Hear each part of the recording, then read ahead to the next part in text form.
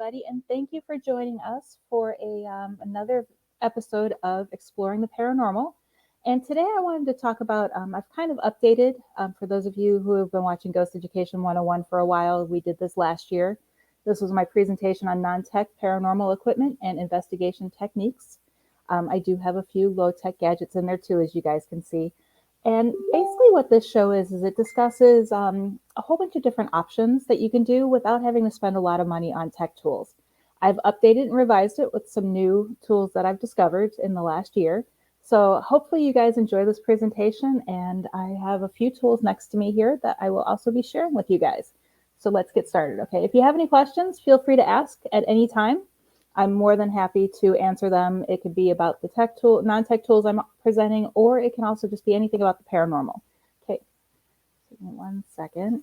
Okay, so first of all, you want to start with your 5 senses.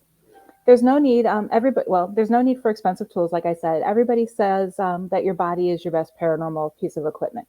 So you want to use those 5 senses. For sight, make sure you pay attention to your surroundings. You never know what you might see. And just kind of, open yourself up and just focus on your surroundings. You could also use your hearing, focus on listening for voices and noises. Touch, you can experience different sensations of being touched, or in some cases, pushed or shoved. Then there's also the sense of smell. A lot of people don't always think of smell as one of those things, but, it is common to smell perfume, cinnamon, burning wood, or anything else. Taste, and this is one that many people don't even think about because you just don't think about, how can you taste a ghost? But some people have reported getting unexplained tastes in their mouth during an investigation, such as copper or sweet and sour during their investigations. Now, one thing I suggest to help you enhance your different senses during an investigation is, let's say, for example, you want to enhance your sight. Sit down, it doesn't have to be a corner. You can just sit down off to the side and watch everyone else, but put headphones on and block out all sounds. Or do the opposite if you want to enhance your hearing. Cover your eyes and just kind of sit there and listen. Focus on listening to your surroundings. If you take out any of your 5 senses, your other senses will heighten, and then they'll also improve. So that way you can pay more attention to what is surrounding you. Oops, hold on. Okay, of course, every paranormal investigator needs to have a pen and notebook. You need to keep a log and a journal of what you're experiencing and observing. Document, have a watch on. Document the times when you hear, see, feel, smell, taste, or experience anything that could be paranormal, even if you're not sure if it's paranormal or not. Keeping a running log during an investigation is always a great idea. Even if you're not going low tech or no tech, just sit there, have one person dedicated to it, or even have everyone in the group doing it, because then that way you guys can compare your notes afterwards. Also, writing down things gives you basically documentation of what happened during the investigation. And as I mentioned, if everybody or at least a couple people are doing it, it's a great way to compare what is and what is not captured during an investigation. You can go back and watch video, listen for EVPs, and kind of look at that log to see what everyone was experiencing. Another way that you can do this is have one person on each side of the room, just observing. They're the ones writing down everything that's going on. If someone says, I feel touched, they're like, so-and-so got touched. And then you can kind of compare the two things as to sometimes paranormal activity doesn't always happen on both sides of the room. We know that from EVP recorders to digital voice recorders next to each other. One picks up a voice, the other one does not. So you never know what is being experienced on other sides of the room. And then if you're completely going non-tech for the investigation, as I mentioned, have multiple investigators using that journal, and then definitely make sure you sit down and compare your notes afterwards. Okay, this is one of my favorites. It's called Shave and a Haircut. We've seen it in almost all of the paranormal shows. You guys all know the shave and a haircut with the knocking. And then you ask the spirit to finish at the end. So basically what you want to do is you want to do a demonstration. You want to start it off, and then also have a second investigator finishing it off. So you would be doing the first part, and then someone else would be doing the second part. And then explain to the spirits, hey, this is a sequence. We'd like you guys to help us finish off the sequence. So do it at least 3 times. to make sure that it's not coincidence, because what the pipes in the walls could have banged at the same exact time that you did it. So if you do it one time, it could simply be nothing. Like I had mentioned, it could be pipes in the walls. If it happens 2 times and it does work, it could be a coincidence. And if it happens 3 times, it might actually be an intelligent haunting interacting with you. It is possible to use other patterns for for longer experiences. The example above is great, but you could also do a 3-knock pattern, 4-knock pattern, or you can even go back and forth. Like say, I'm going to knock once. I want you to knock twice. Hey, Philip, how's it going? Hi, Courtney. You want to knock 5 times. I knock once, you knock twice. And then, okay, well, I'm going to knock 3 times. You knock 4 times. There's a whole bunch of different ways you can do that. You don't have to use any of these examples, but you can use any type of knocking sequence or pattern for that. Okay, trigger objects or error cues. These are great. They encourage interaction with spirits. These objects actually have special meaning for the spirit that you are trying to reach. It also might be something that they're interested in. Trigger objects can include motion-censored kids or dog toys, or even those light-up cat balls that you see everywhere. But make sure that you're actually ordering not the paranormal ones, but the actual cat ones or dog toys.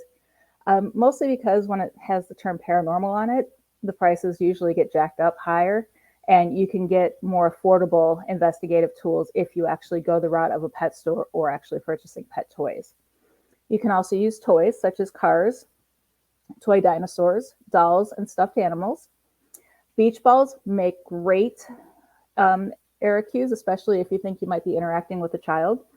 Just make sure that the floor is flat, so bring a level, and that there is no draft. To ensure there's no draft, either use a candle flame or a feather to check for drafts. So basically with the candle, so you could even use incense for it, but with the candle, you would light it.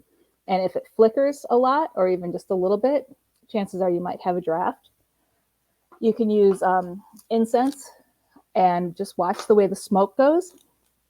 And if it doesn't go straight up and it goes at a steep angle, chances are you have a draft. And then you can also take a feather and drop the feather. And if it just kind of floats straight down, you might be in good hand, without that.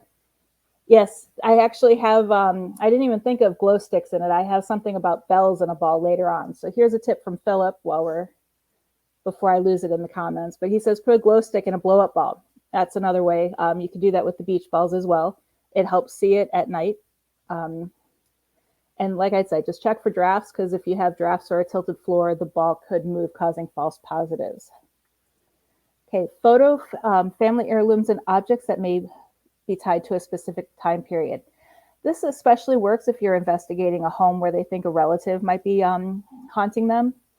Ask for different family heirlooms, or an object that the person really liked, and use that to see if you can kind of coax the spirit into communicating with you or coming out and interacting with whatever objects you've put out for them. Other error cues can include music, reading poetry, sharing stories, or other sounds.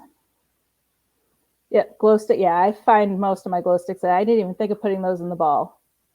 Okay, and thank you to Philip. I have a photo of a dowsing rod holder, because dowsing rods are amazing. I actually love mine, so here are mine. I'm going to do a quick little shout out. I love Doodlebug dowsing. This is where I get mine. They're great, comfortable to hold, and work very well. But the only issue with dowsing rods, as any other tool that you might be holding, is there's human error. If you tilt, as you can see, they're very swingy. So if you tilt wrong, you could be affecting the actual outcome of what you're doing with the dowsing rods. These are also known as divoting rods, and they are great for asking closed-ended questions. However, like I said, make sure you have your hands to your side and remain as still as possible, and try to keep those hands steady. It takes a lot of practice, but you can eventually get the hang of it, and it ends up working out really well. There are some debates, as I mentioned, about the legitimacy of dowsing rods because of human error, influence, and potential contamination. If possible, make a contraption like this one to hold the rods in place. This means you're not touching the rods at all, and anything that may be, sorry, I lost track here real quick. That's how Grandpa found. Yeah, that's how Grandpa found the well. Exactly. But basically, you want to make sure that even if you use the base, you want to make sure that there are no drafts again, or anything that could unintentionally move the rods, such as the table being tilted or anything along those lines. To use, make sure you ask the spirit to cross the rods for a no answer or open them up for a yes answer. You can also even ask them to move them left or right. You can ask them to move just one light, or sorry, my light just moved because the dog tripped on the cord. One rod for yes, or, and show them left and right and have them do that. You can even put color tags on there and say, can you move the red or the green one? There's a whole bunch of different ways that you can use this. They can be used, as Philip mentioned, to find underground water, metal deposits, lost objects, and energy lines within the earth. Okay, baby powder. This is an interesting one, and just give me a second to clear off a tray because I'm going to show you. If you have baby powder, you can either lay down a tarp because baby powder can get messy.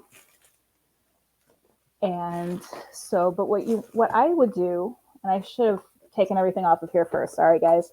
But you have either a mirror or a tray like this. This is just a glass tray. You sprinkle the baby powder on it, and you can place it on the table and ask. You can even use a cookie sheet. You can place trigger objects on it to monitor movement. You can ask them to write on it. If the spirit knows how to write, you can ask them to write in the powder. You can also, if you have a big tarp, place it on the floor in a hallway or in an area where the spirit is, has been seen, to track any footsteps. So that's a great, unique way to use it. And there's a whole bunch of different ways, but like I said, it's messy. So just make sure you're prepared to clean everything up. Okay, another messy one, but a fun one, is called a crunchy security alarm. And this is where you can take anything that crunches, chips, cereal, place it on the floor. Again, use a tarp, or you can use a cookie sheet and leave it in an area where footsteps are heard or apparitions are spotted. Just remember that if you're placing food items directly on the floor, make sure you clean it up thoroughly and you get the homeowner's permission to do that. In theory, these items will make a crunching sound as entities walk over them, but it's not really proven, but it can happen.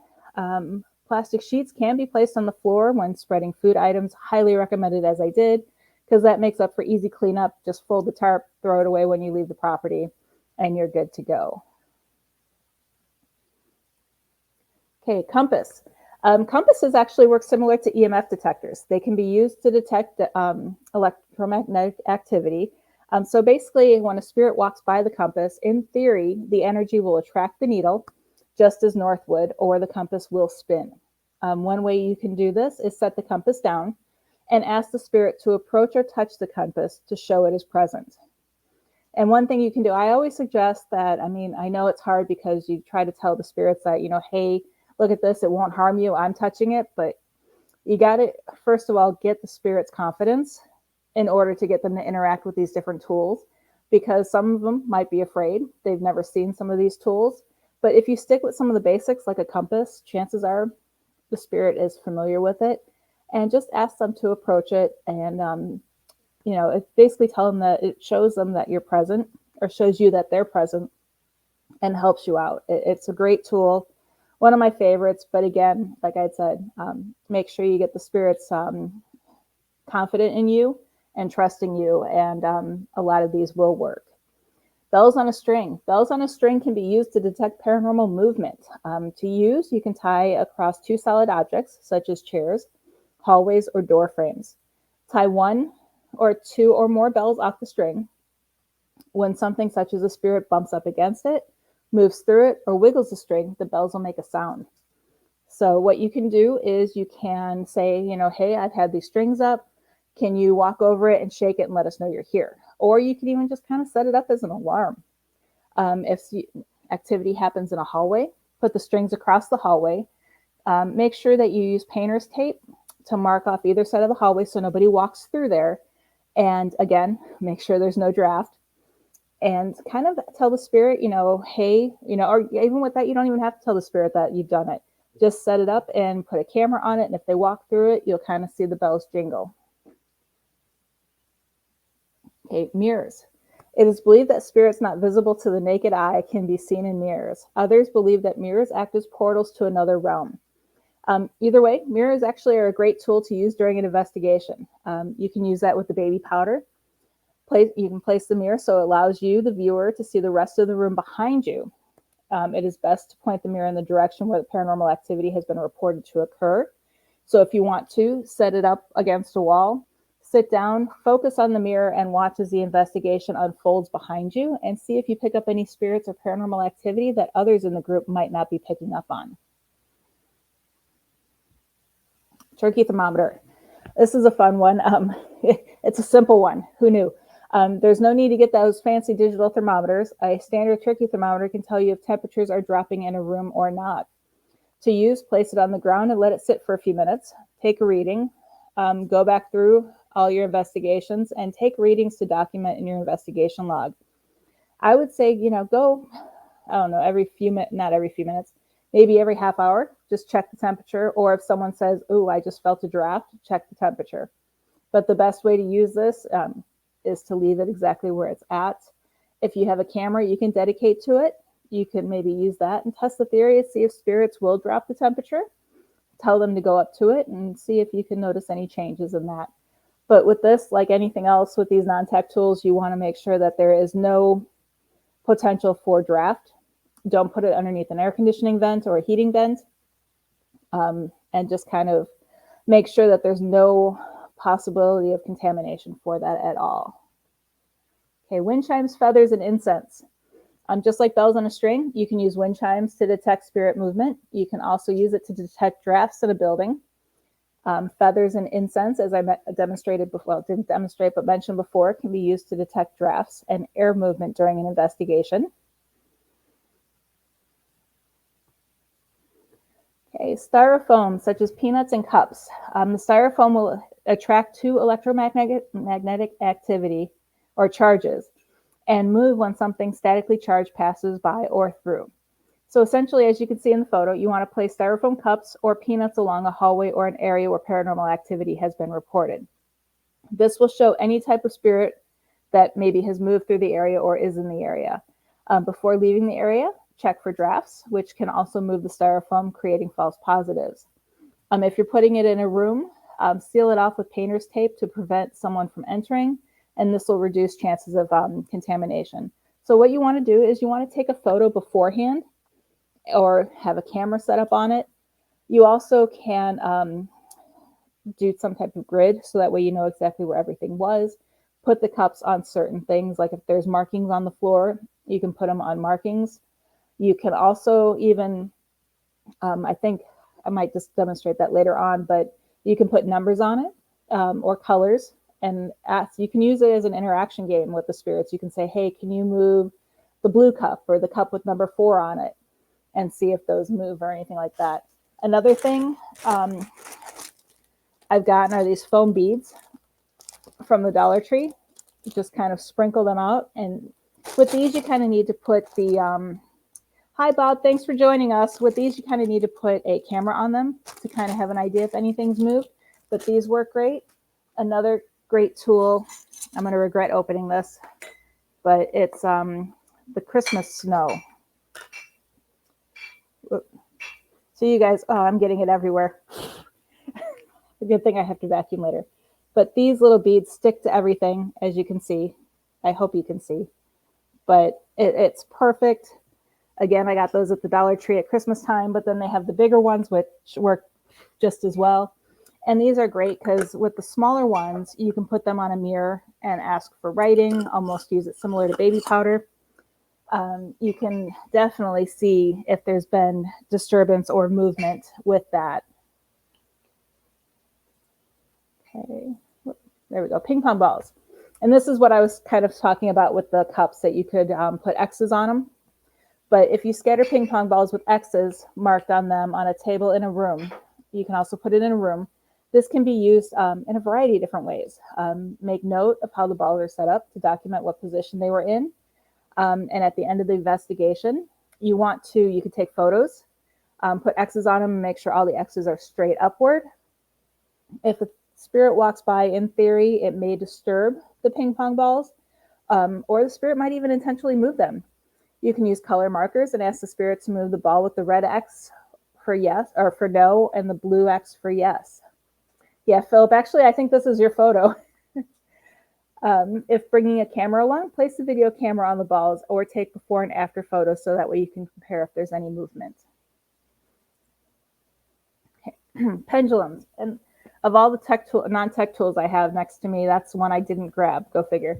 But pendulums are a great way for communicating with spirits. I use them all the time. You can use pendulum boards, which are similar to Ouija boards, which we'll discuss in a moment. There's a lot of debate over the accuracy of these because, again, a lot of potential for human error. They're great for yes and no questions. You can ask the spirit to spin it if they're present, left and right for no, forward and back for yes. To eliminate human contamination, it's best to use a stand when communicating with a pendulum. I've actually used ornament stands to do that. So there's a whole bunch of different things that you can do to eliminate that potential contamination. So with spirit boards, such as Ouija boards and pendulum boards, there is great debate over the use of these. However, they are great non-tech tools, but you should not use them if you're not prepared to use them. Same thing, I always tell people it's the same thing as an EVP session. If you're not prepared for what can happen with communicating with the spirits, don't do it. If you don't know what you're doing, you really shouldn't be in the paranormal field. So make sure you study up, you know what you're doing, and you know how to properly end a session. If you do plan to use these, my suggestion is to find someone who knows what they're doing and learn from them. Also, if you're planning on to use this during an investigation, do not use them without the client or property owner's permission because there is so much controversy over these boards. You don't want to have a client walk in on you or discover later on that you used it and be completely upset with you and essentially blame you for bringing the paranormal activity or worsening it in your home because you used the spirit board. Static electric detector. Again, another one of Philip's famous photos. Thank you, Philip, for your help on this one. Basically, this detects if material is charged or uncharged through static electricity. When a spirit manifests or manipulates the electromagnetic field, it can create a charge in the static electricity in the air. So as a result, the aluminum foil inside this jar will separate. To use this, ask the spirit to move closer to the device to make its presence known. This device can be also used to ask questions and interact with the spirits that are present. You can make your own with items that you probably already have in your home. As you can see here, it looks very simple. For instructions on how to make it, it's on YouTube under Science Buddies, and it's called Measure Static Electricity with an Electroscope. Yeah, and Philip says it really does work. Use a lint brush to test it. Okay, string on a door. If there are reports of a door opening and closing on its own, this method is a great way to tell if that door has been disturbed during your investigation. Before closing the door, place a string inside the door frame, just several inches above the floor. Make sure that the door is not loose and that the string is secure. Upon returning to check the door, if the string has moved, the door has probably been opened. In addition, this is a great method to use with any non-tech methods and wanting to secure a room to ensure that no one has entered the room from your team. So like say you put the styrofoam down or the crunchy alarm, baby powder, styrofoam balls, ping pong balls. You can actually use the string, and that's your way of knowing if someone's entered the room and possibly altered the evidence. Another way to ensure that no one in the team has actually gone into a room, you can tie a string or place tape, painter's tape, across the doorway. Some investigators have used duct tape with their initial timestamp and date when sealing off the room, but if you're investigating a location, I don't recommend that unless it's your own home, because that duct tape could damage the wall. So make sure that you use painter's tape, but you can still write on painter's tape, initial it, timestamp it, and put the date on it when you seal off the room. Okay, table tipping. This is when a small group of people stand around a table and place their fingertips on it. You want to make sure that it's just your fingertips. You want to have it closer to the center of the table is better. As a group, they take a few deep breaths, clear their minds, and let the room settle. When they're ready, they start asking questions and waiting for responses in the form of a table moving. It's important to be patient with the process because it may take up to 30 minutes or longer for a response to even occur. Because tables can be heavy, so you want to make sure to give that spirit time to manifest that energy to get that table to move. The response you receive in the beginning may be in the form of small vibrations, and eventually they could progress to the table actually shifting on the floor. If you're recording this, make sure that the entire table and everyone participating is in full view, all the way, their entire body, head to foot. And you want to make sure all the legs are in view. This ensures that there are no claims of faking the session. You can use this to ask questions, such as, yes and no questions. If the answer is yes, move the table towards so-and-so, and make sure you go around the room and introduce yourself so they know who so-and-so is. For no, move the table to the right, and things like that. So you can be very creative on different ways on how you can use table tipping to communicate with the spirits. Okay, balloons with bells. Place bells inside balloons. Place balloons in a draft-free area. We've already discussed that. Set a camera up to record the balloons. Watch, listen for movement. You can ask the spirit to move a specific one by color, write numbers or symbols on the balloons. You could even put a whole bunch down and, again, have the camera on it or take a photo of it to document where they are and kind of go from there and see if anything has moved during your investigation. And with the bells inside, it actually makes a noise.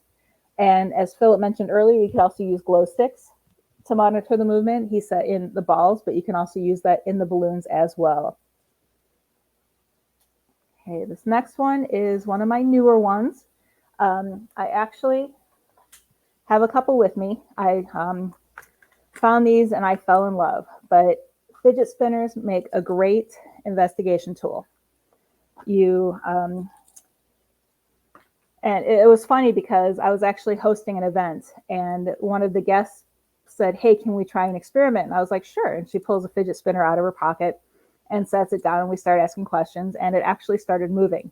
So I was really surprised with that. So real quick, before I demonstrate, you want to make sure it is on a flat surface and there are no strong currents or winds.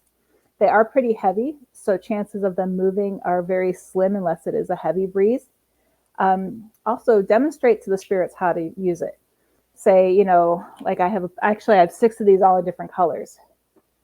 And you can say, spin the green one for yes or the pink one for no. And show them, and then, kind of stop them and stop the motion. So first of all, I always start and ask the spirit, "Are you there? If you are, can you please spin one of our fidget spinners?" And kind of, you kind of sit back and wait. And then, that's what she said. But the ones I got, which I've fallen in love with, they have lights on them. And actually, let me turn off my camera light so that way you can see the light better. But these are great. I fell in love with these when I ordered them. They have different speeds on the lights. But my plan to use these is just have one going, because you could set with the lights at the end of a hallway and then set another one in another location and then ask the spirits to spin the different ones. Or you can even have your camera on it and it'll pick up on it because of the lights. It's a great little tool. I have so fallen in love with these. And like I said, I got these on Amazon, 6 different ones. I know they have a pack with like 12 and they're all different colors. So they are absolutely great, and you can even put numbers on them if you want, but I love the idea of the colors because you can say, spin the blue one, spin the red one, and they're great little tools. And I highly recommend if you're looking for non-tech tools. I've got all 6 of them for less than $10. It was a great deal. Okay.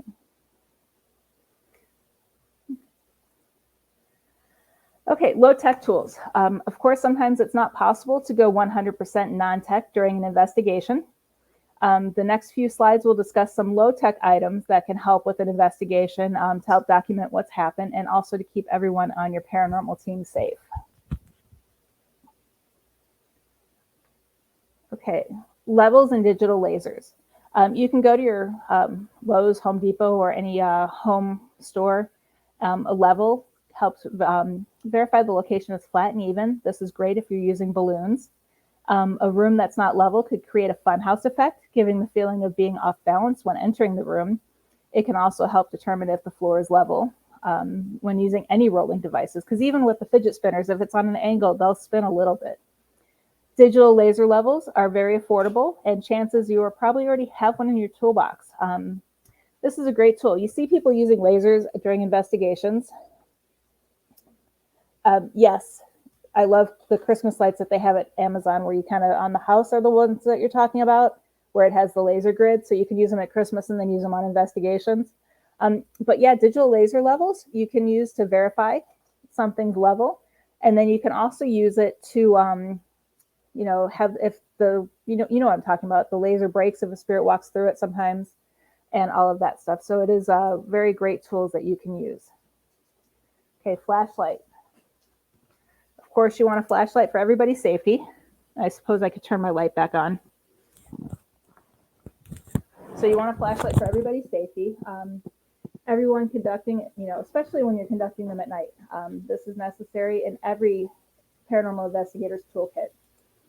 Since you have to bring them with anyway for your safety, you can also use these as a way to communicate with spirits. Set multiple flashlights up, label each one, put colors on them, X's, circles, squares, whatever you want to do on them.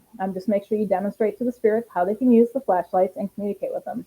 And I know this one doesn't do it, but there are some flashlights where if you just barely loosen it, they can be touched to turn on and off. So these make great tools, and you have multiples. And another thing too is when you're using the flashlights, make sure you're holding them down towards the floor. First of all, you'll make sure you don't trip on anything because you have it the floor illuminated. But then also, if you come around the corner at the same time another investigator does, you're not blinding them. It's perfect. The other thing too is a blue light flashlight are another way to do that as well, because I know sometimes the bright white does bother people during an investigation. Okay, digital voice recorders and video recorders. Okay, this is, I think it was like $29 on Amazon. I've had this since I started. Love it. Great. Picks up some of the best EVPs that I've ever heard compared to what some other people get. You hit your mic. Oh, I'm sorry. Did it? Let me know. My mic wasn't working, so I was trying to use headphones. Yep, red light is the best. I love that. And you're right, the human eye doesn't react to that. And I'm going back to the flashlights, but you don't have to bring them, but this is a great way to record your session. Another thing you could do is I have a keychain recorder that I just, put on my belt loop and hit record when we walk into the area, and it records the whole session. You can also, I'm not a big fan of using your phone because it can do tracking. And thank you, Bob. You can be tracked and can cause false positives because it's not proven yet. But you could use your phone. Just use whatever voice recorder's on their phone. Same thing with your phone. You could use it to take photos. I always recommend taking photos of the location when the lights are on before you go through everything. So that way you have an idea of where everything is at, and you can have an idea of what the place looked like when you arrived. So at the end of your session, you can make sure everything has been returned back to where it was. Or another low-tech tool is I have batteries dead, obviously, but this is actually a night vision camera, and it was only $60 on Amazon. This is great. I use this for everything. Night vision, it takes still photos. The only thing is when you use this one, you want to make sure that you set it down, because if you're holding it, it does pick up on movement very, very easily, especially if you're zoomed in. So either use a tripod, or I just set it, like if we're investigating someone's bedroom, I'll put it on the TV stand, nightstand, dresser, living room, TV stand, bookcase, and I just set it down and I let it record. Okay, so you always want to make sure that you're creative. Being a paranormal investigator does not have to be expensive, and especially in the beginning. Search your home and see what items you may have already have that can be used. Once you become more comfortable investigating, you can start looking into getting more of some of the high-tech tools if you want to, but I still don't think it's necessary, because some of the non-tech or higher tech tools are just more money for things that you can do Yeah. Oh, I didn't even think of that. I'm going to have to see if I have to do that. Philip says for the cameras, turn off the autofocus. So I'll have to remember that. But yeah, you guys probably have a lot of things in your home that can help you get started. And if you're just starting out, these are great to help you get started because you might not be sure you want to be a paranormal investigator yet. So if you're using these tools, you can get the experience. I have to go low tech. I completely agree with you. Technology does not like me at all. I have so many issues with technology. It's not even funny. But I can truly relate. I can't even talk. Holy crap. Can truly relate to that. Okay, so if you guys have any questions, feel free. I'm going to be here for however long you guys need me to be. I know it was a short presentation. I like to be here for at least an hour for you guys, but I can stay a little bit longer if needed. So if you have any questions, let me know. I'm just going to check one thing.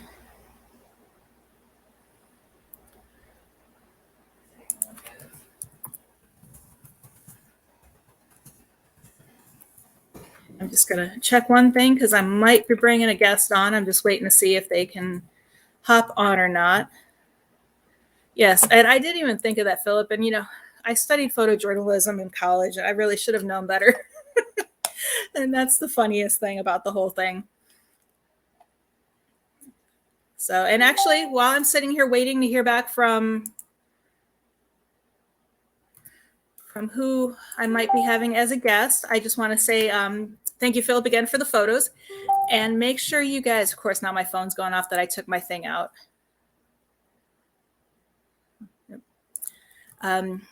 I want to make sure you guys are aware that in about an hour and a half, Philip and I will be returning to show Philip's presentation on Paranormal 101. So make sure you join us for that. So stick around for those of you watching us on Paranormal United our network. And you're going to have to share that story with me, Philip. I want to know about that. Okay, so I think I'm just scrolling through real quick, guys. And like I had said, I'm trying to think. I thought I had more non-tech tools next to me, but I guess I didn't. I showed you guys everything in that. But if you guys want to, while I'm sitting here, I'm going to actually pull up a link for you guys. Because these guys are great. This is where I get my dowsing rods from. And I know several paranormal investigators get their dowsing rods from them. I'm in my bathrobe now, but I will be presentable by 9. I hope you're presentable, Philip. But Doodlebug dowsing, they are great. I know a lot of paranormal investigators who use them. They're actually here in Florida, so helping shop local, and they're actually paranormal investigators. So they do have the experience in how a paranormal investigation goes and all of that. Okay, let me just try one more thing real quick. And I hate to just keep you guys hanging. Again, I want to thank you guys for being patient last week with when I had Brandon Alvis on. We had some tech issues in the beginning, and he ended up having to have issues. So we had to log off, and then it took him a while to get back on. But thank you guys for being patient with us.